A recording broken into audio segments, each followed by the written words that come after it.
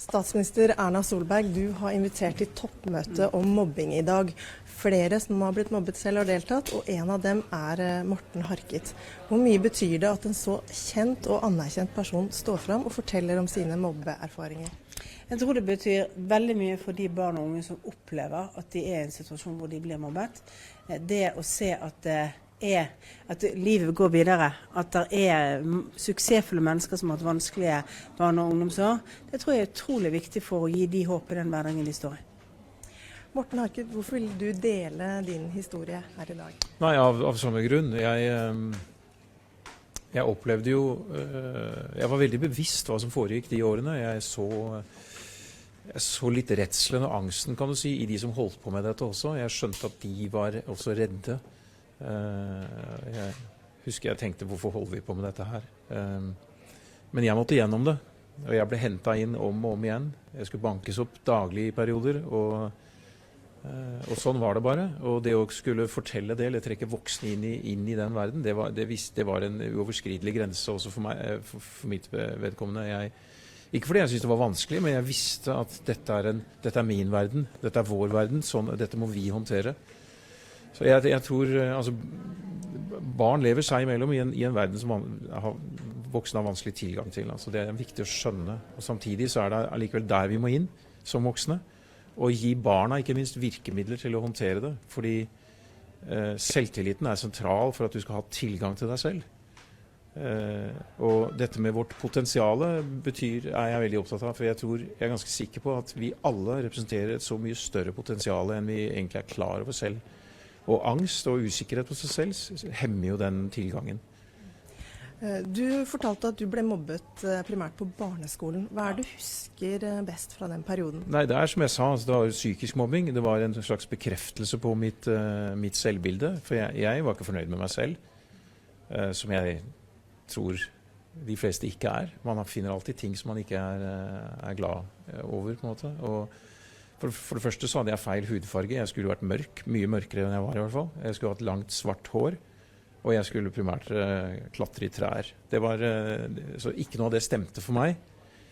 Og det var mens jeg var 7, 8, 9 år, ikke sant? Og når du da får bekreftelse fra andre som synes du er rett og slett teit, og du er litt enig selv, så er det med på å undergrave tilgangen til hva som bor i deg, da.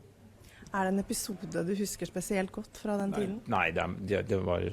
Altså, jeg husker det er mer det rituelle ved det, egentlig. Ritualet ved at jeg skulle tas etter skoletid daglig. Nå skjedde jo ikke det daglig, men det skjedde i perioder så skjedde det daglig. Og det er jo nok. Det skal ikke mye sånn til før du lurer på, eller før du vet at dette kan komme når som helst. Jeg kunne også under skoletid i skolegården plutselig få et slag i ansiktet, for eksempel, ut fra ingensteds. Hvordan var det mobbingen stoppet? Den stoppet jo ikke. Jeg gikk over i ungdomsskolen. Og der var det ikke den samme sammensetningen. Men det satt i meg gjennom ungdomsskoleårene, så det var først egentlig i gymnaset at det ble helt annerledes for meg.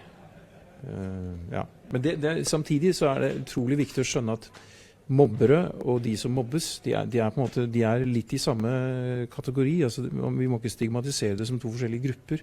Vi er utsatt for begge sider av det, alle sammen. Jeg opplevde selv, det er det mest sjokkartede for meg, jeg opplevde selv å være en mobber uten å forstå det. I ganske lang tid, altså flere måneder, så satt jeg ved siden av en som var min kompis på skolen. Vi hadde det fint sammen, inntil han plutselig bryter sammen og gråter, og har altså hatt det vondt i all den tiden, fordi jeg har holdt på med han. Og jeg har trodd hele tiden at vi har hatt det fint. Så det var en veldig oppvåkersituasjon for meg, altså. Erna Solberg, hva tenker du når du hører Morten Harkets historie? Både mobbeoffer og mobber selv? Jo, men jeg tror det understreker en ting at fysisk mobbing, utestengning, er faktiske ting som skjer. Men også en del av dette dreier seg om din individuelle opplevelse av en situasjon. Det som kan være tørr humor, morsomheter og annet, sant? Kan også oppleves som mobbing hvis du ikke egentlig føler at altså hvis du føler at det er kritikk mot deg hele tiden, eller at det er en undergraving av det du står for. Så derfor er det veldig viktig å være opptatt av liksom det hele liksom klasse, skolemiljøet, miljøet mellom barn og ungdom.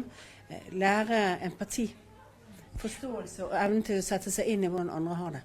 Du sier dette året skal bli startskuddet for regjeringens anti-mobbearbeid. Hva vil du gjøre for at færre barn og unge skal oppleve mobbing fremover? Forhåpentligvis ikke bare et startskudd for regjeringens, men for hele det norske samfunnets fellesprosjekt om å få ned mobbingen.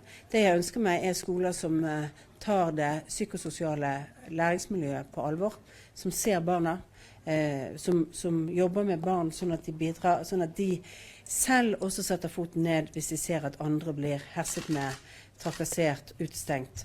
At man lager skolemiljø som håndterer dette. Og det er det mange tiltak som skal til. Det er gode, kvalifiserte, dyktige lærere, det er gode skoleledere, det er skolepolitikere i kommunene som etterspør også resultatene på det gode skolemiljøet. Og så er det jo det at de har verktøyene for å kunne håndtere det. Så ja, men selvtilliten er helt sentral. Altså det å være med å bygge opp selvbildet og selvtilliten til den enkelte, det gjør ruster deg til å stå imot. Altså, alt det som skjer i skolegården er også sunne prosesser, ikke sant? Vi trenger motstand også for å regulere oss og for å bryne oss. Så vi kan ikke bli sånn overforsiktige heller. Det vil undergrave også en sunn utvikling. Så det å bygge den enkelte selvtillit, det å få et samfunn av enkeltindivider, på en måte, det er sentralt. Mangfoldet er helt sentralt for alt i vår eksistens.